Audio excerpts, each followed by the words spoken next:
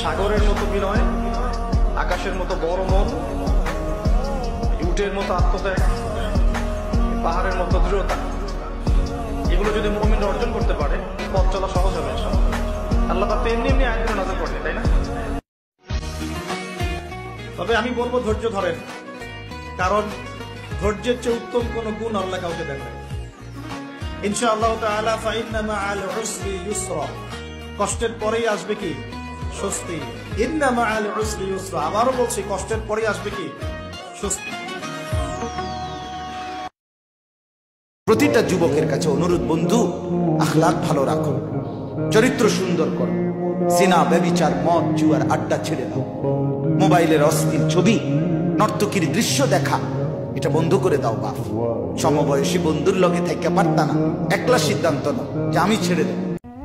রোজা যে ভাঙছো শয়তানের তো দোষ দিতে পারবা না। রমজান মাসে যারা নামাজ পড়ে না তারা তো ইবলিশের দোষ দিতে পারবে না। যদিও কিয়ামতে ইবলিশের দোষ দিয়ে পার পাওয়া যাবে না রমজান মাস ছাড়াও, কিন্তু বড় আফসোস যারা রমজানের সিয়াম পালন করে না, 5 ওয়াক্ত সালাত আদায় করে না, জিনা করে, ধূমপান মদ পান করে, গাঁজা পান করে, যারা রমাদানে জুলুম করে স্ত্রীদের প্রতি, যারা ছেলে সন্তানের প্রতি জুলুম করে, যারা গালাগালি মারামারি করো, তোমরা রমাদানে ইবলিশের তো দোষ দিতে পারবে না। স্বার্থপর এই দুনিয়া, খোদার কসম কারো জন্য থামে না, বড় স্বার্থপর এটা। আগের গাড়ির 3 জন প্যাসেঞ্জারও যদি রক্তে ভাইসা যায়, মইরাও যায়, পিছনে জ্যাম বাজলে এরা শুনতেছে যে সামনের গাড়ি অ্যাক্সিডেন্ট করে 2 জন লোক মরে গেছে, এরা এরপরও চিল্লা যে পুলিশ কই, রাস্তা ক্লিয়ার করে নাকা, মূল্যে মরছে না মূল্যটি সরাও। কারো হাতে সময় নাই। স্বার্থপর এই দুনিয়া, কারোর জন্য থামে না রে বাপ।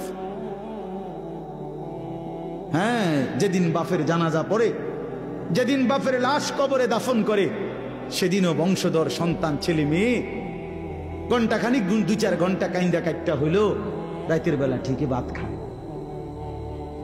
হ্যাঁ, খায় না?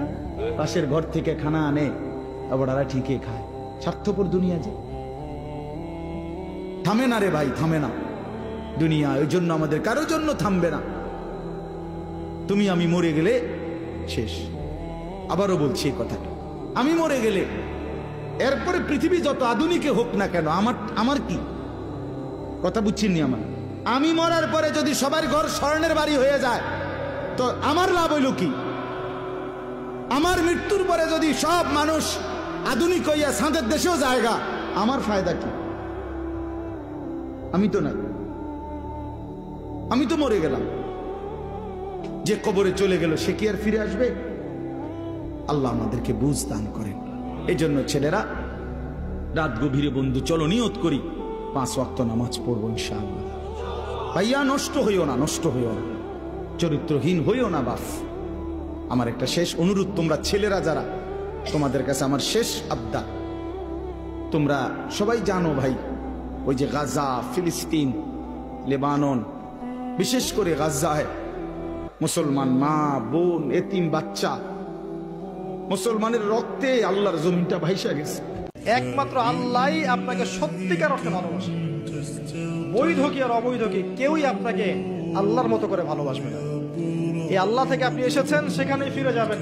মাঝখানের কিছু প্রয়োজন, কিছু সাময়িক সময়, এখানে কিছু বৈধ ভালোবাসা আছে। কোন অবস্থায় আল্লাহর প্রতি ভরসা হারাবেন না।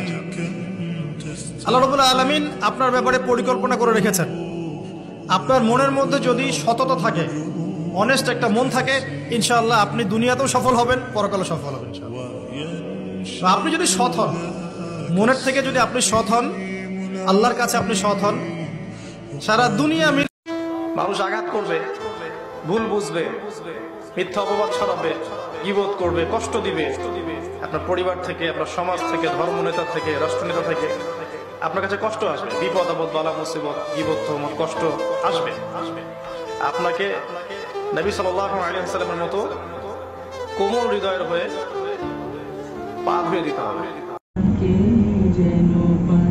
পথে চলি তোমারই আশা, এত ভালোবাসো কেন মালিক আমার, এত ভালোবাসো কেন মালিক আমার, আমার দুনিয়া কিছুই না, কিচ্ছু না দুনিয়া।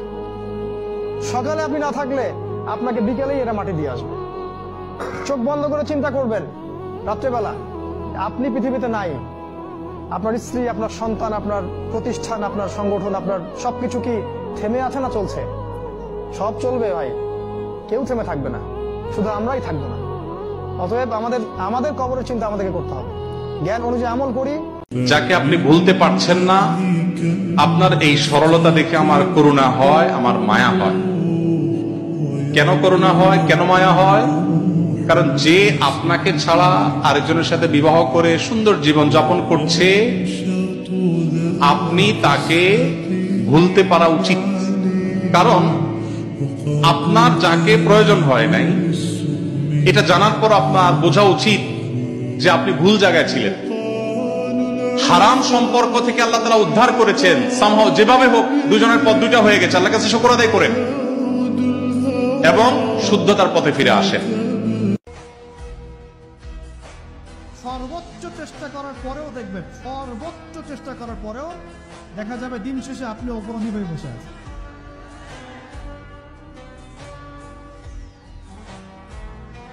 যে আপনাকে মহব্বত করে সেই কিন্তু আপনাকে শাসন করবে। যার আপনার ব্যাপারে কোনো কেয়ার নাই সে কিন্তু আপনাকে শাসন করতে আসবে না। আপনি কোথায় যান যার, তার তো কোনো যায় আসবে না। আর যে আপনাকে চাইবে, জোর করে টেনে নিয়ে আসতে চাইবে জান্নাতের পথে, সে কিন্তু আপনার উপর মাঝে মাঝে শাসন করতে পারে। এই অধিকারটুকু দিতে হবে। আমার কথা শোনেন, এই দুনিয়ার জীবনে কিছুই নাই। চারপাশে অনেক কিছু মনে হবে, আপনার বাড়ি আছে, গাড়ি আছে, স্ট্যাটাস আছে, টাকা পয়সা, প্রতিপত্তি সব আছে। আদতে আপনি একা।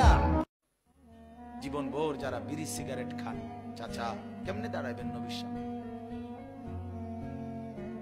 নবীজি সাল্লাল্লাহু আলাইহি সাল্লাম তো জিজ্ঞেস করবে, উম্মত তুমি জানো না আমি সামান্য দুর্গন্ধ কোনোদিন পছন্দ করি না, একটু ঘামের দুর্গন্ধ আমার কষ্ট হইতো। রাসূলুল্লাহ সাল্লাল্লাহু আলাইহি ওয়াসাল্লাম বলছে, কারো কাছে আশা করেন না, আল্লাহর কাছে আশা করেন প্রতিদান, আপনি কষ্ট পাবেন না ইনশাআল্লাহ। কারণ আল্লাহ ছাড়া প্রকৃত অর্থে আমাদের আপন বলে কেউ নাই।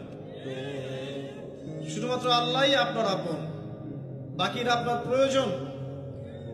মানুষ মানুষকে ভালোবাসতে পারে না, মানুষ মানুষের অবস্থানকে ভালোবাসে। এটা আপনারা হারে হারে ফিল করুন। রমজানে ঘুরে দাঁড়াও, রমজানে পরিবর্তনের ফিকির করো। আমার বাপ, আমার ভাই, আমার ছেলেরা, নিজেদেরকে রহম করো।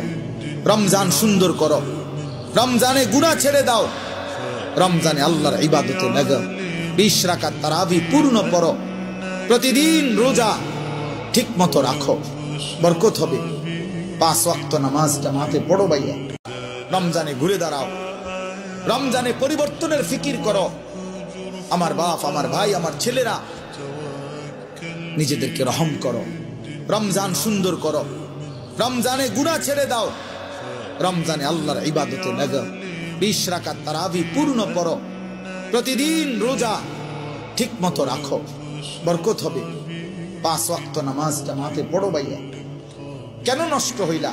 সে তোমারে মূল্যায়ন করে।